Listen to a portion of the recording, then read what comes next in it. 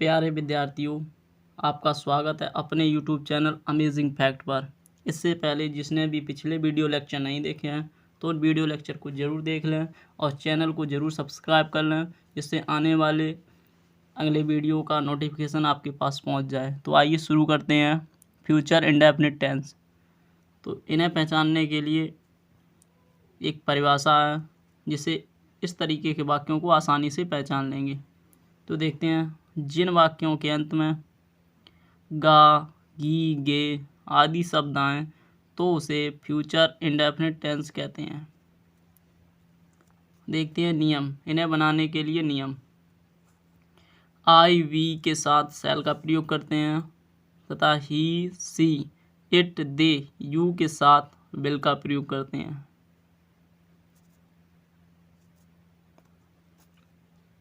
यदि वाक्य में अनिवार्यता, बाध्यता तथा धमकी का पता चलता है तो आई, वी के साथ विल तथा सभी कर्ताओं के साथ शैल का प्रयोग करते हैं।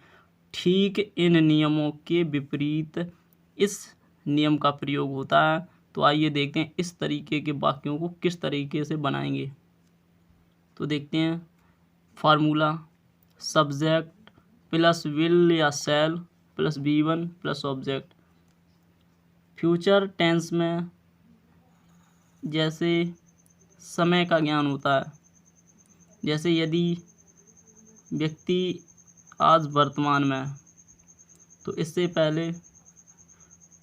पहले जो समय गुजर गया वो भूतकाल का था, भूत का समय था, भूतकाल में था, और जो प्रेजेंट आज जी रहे हैं ये वर्तमान में। और इसके बाद जो आएगा, जो आने वाला समय है उसे भविष्यकाल कहते हैं। भविष्यकाल में जो घटनाएं घटेंगी वो सभी भविष्यकाल में होंगी। तो उस टेंस को देखते हैं, जैसे तुम आज बाजार जाओगे। तो इस वाक्य को देखते हैं इस फॉर्मूले की मदद से कितनी आसानी से बनाते हैं। तो देखते हैं, सब्जेक्ट के स्थान पर सब्जेक्ट, हेल्पिंग वर्ब सहायक क्रिया के स्थान पर सहायक क्रिया, प्लस वर्ब मुख्य क्रिया की फर्स्ट फॉर्म प्लस ऑब्जेक्ट। तो कर्ता यू के अनुसार इधर देखेंगे आई, वी के साथ शैल और ही, सी, इट, दे यू के साथ विल। तो यू विल शैल में से एक का प्रयोग करेंगे, तो यू विल।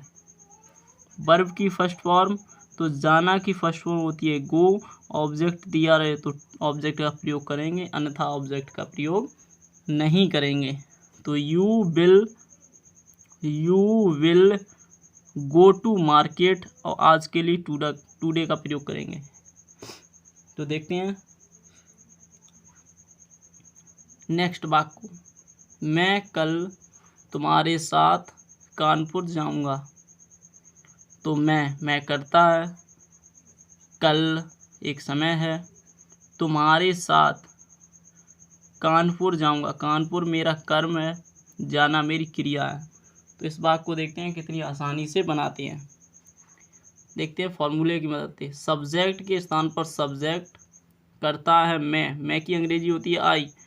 विल या शैल में से एक का प्रयोग करेंगे। तो देखते हैं आई और बी के साथ शैल का प्रयोग करते हैं। तो आई के साथ शैल का प्रयोग करेंगे, वर्ब की फर्स्ट फॉर्म का प्रयोग करेंगे। तो I shall go to, object दिया है कानपुर, तो कानपुर। कल या आज इसका समय जो दिया रहता है उसे बाद में प्रयोग करते हैं। तो तुम्हारे साथ, तो I shall go to Kanpur. With, साथ के लिए विथ का प्रयोग करेंगे, तुम्हारे के लिए यू का प्रयोग करेंगे। तो I shall go to Kanpur with you, कल के लिए टुमारो। एक बीता हुआ कल होता है, एक आने वाला कल होता है। तो ये बीता हुआ जो कल होता है वो भूतकाल में होता है, और जो आने वाला कल होता है वो भविष्यकाल में होता है। तो बीता हुआ कल के लिए यस्टरडे लगाएंगे, जो हम पिछली वीडियो लेक्चर में इस कल का प्रयोग कर चुके हैं पास्ट टेंस में। अब फ्यूचर टेंस में टुमारो का प्रयोग करेंगे। तो I shall go to Kanpur with you tomorrow. इसी तरीके से नेक्स्ट सेंटेंस देखते हैं, वे हमारी आज्ञा अवश्य मानेंगे। अब इस वाक्य में अवश्य शब्द जुड़ गया है। यदि नियम नंबर 3 लिखा है, नियम नंबर 3 लिखाया है, यदि वाक्य में अनिवार्यता, बाध्यता तथा धमकी का पता चलता है तो ठीक आईवी के साथ विल का प्रयोग करते हैं। ठीक इसका विपरीत हो जाता है तो आईवी के साथ यहाँ सेल करते थे। यदि धमकी, अनिवार्यता, बाध्यता, धमकी है तो आईवी के साथ विल का प्रयोग करेंगे, अन्य सभी कर्ताओं के साथ सेल का प्रयोग करेंगे। तो इसमें लिखा है वे हमारी आज्ञा अवश्य मानेंगे। तो देखते हैं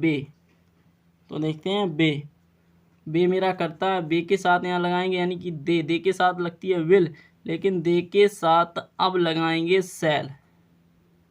तो दे सेल आज्ञा मानना की होती है ओबे, और हमारी के लिए ऑब्जेक्ट है तो अस, तो दे सेल ओबे अस।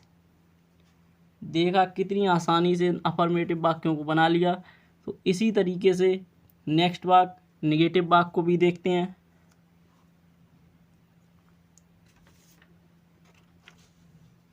इस वाक्य को भी। निगेटिव नकारात्मक वाक्यों को, फ्यूचर इंडेफिनिट टेंस के नकारात्मक वाक्यों को भी देखते हैं। तो देखते हैं आईवी के साथ सेल नॉट का प्रयोग करते हैं। ही सी इट दे यू के साथ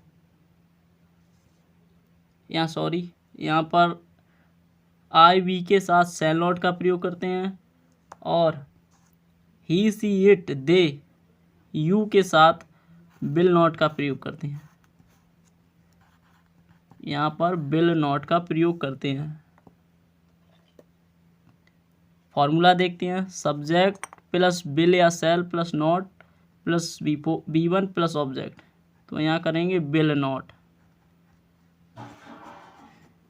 आईवी के साथ सेल नॉट का प्रयोग करते हैं। ही सी इट दे यू के साथ विल नॉट का प्रयोग करते हैं। तो देखते हैं फॉर्मूला, सब्जेक्ट प्लस विल या shall plus not plus V1 plus object. तो देखते हैं वाक्य को किस तरीके से बनाएंगे। वे तुम्हारी सहायता नहीं करेंगे, तो नेगेटिव वाक्य है तो इसे कैसे बनाएंगे। वे मेरा कर्ता है तो इसे बनाएंगे दे, वे के लिए दे के साथ यहाँ लिखा है कि विल नॉट का प्रयोग करेंगे, तो विल या सेल में से एक करेंगे, नॉट साथ में रखेंगे। तो दे विल नॉट, मदद करना या सहायता करना की होती है हेल्प, और किसकी मदद, तुम्हारी मदद, तुम्हारी के लिए यू। तो they will not help you. कितनी आसानी से ये वाक्य बन गया। देखते हैं नेक्स्ट वाक्य, इस फॉर्मूले की मदद से इस वाक्य को आसानी से बना लेते हैं। देखते हैं नेक्स्ट वाक्य, मैं यह किताब नहीं पढ़ूंगा। तो मैं यह किताब नहीं पढ़ूंगा, करता है मैं, यह किताब मेरा कर्म है, निगेटिव वाक्य, पढ़ूंगा मेरी क्रिया है। तो आई कर्ता के स्थान पर कर्ता, विल या सेल में से एक, तो आई के साथ सेल का प्रयोग करेंगे। तो आई सेल नॉट, पढ़ना की होती है फर्स्ट फॉर्म रीड, यह पुस्तक की होगी या यह किताब की होगी दिस बुक। तो I shall not read this book. इसी तरीके से देखते हैं नेक्स्ट सेंटेंस, हम वहाँ नहीं जाएंगे। तो हम करता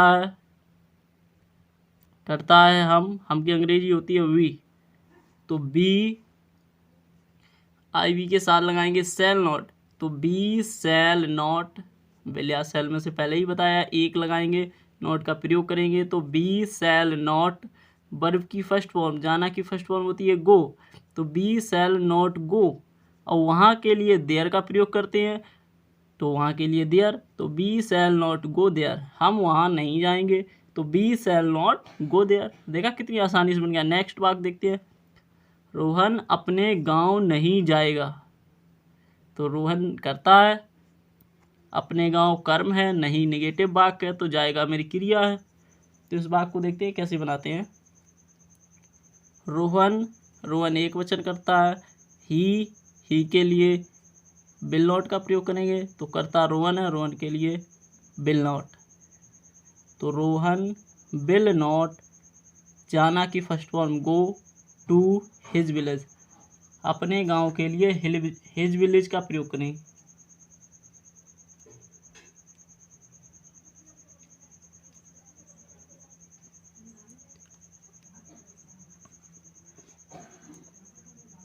देखते हैं, रोहन अपने गांव नहीं जाएगा, तो Rohan will not go to his village.